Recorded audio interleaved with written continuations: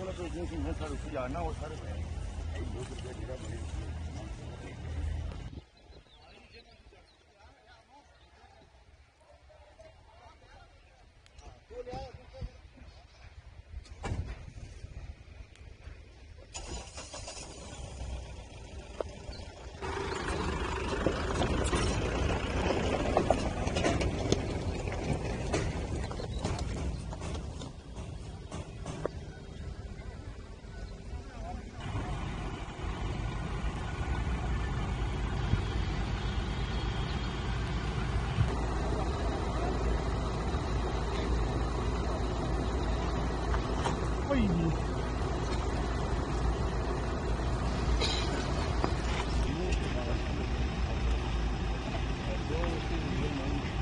खाई पी ले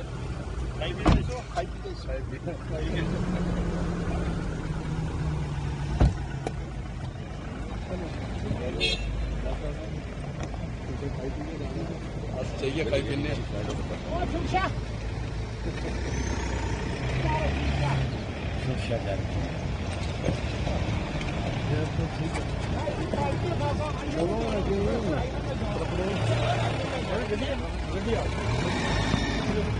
देखिए, ये 45 साल का मसला नहीं है। ये लोग बेसिकली यहीं के रहने वाले थे। 65 में ये लोग हालात खराब होने की वजह से इधर उधर हो गए थे और फिर वापस आ गए थे। इनकी यहाँ तमाम इनके रिश्तेदार, तमाम इनके जो प्रॉपर्टी है वो यहाँ ही है। और इस पे मैं ये डिमांड करूंगा कि गवर्नमेंट ऑफ इंडिया को एक लीनियंट व्यू लेके इन लोगों को यहाँ से डिस्प्लेस नहीं करना चाहिए।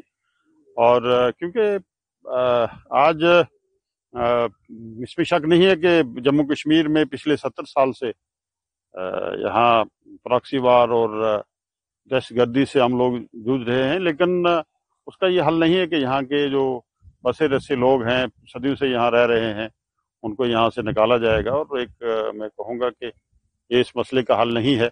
मैं अपील करूंगा प्राइम मिनिस्टर साहब से, इवन होम मिनिस्टर साहब से, एक लीनियंट व्यू लेके उन लोगों को यहाँ से डिसलॉज ना किया जाए।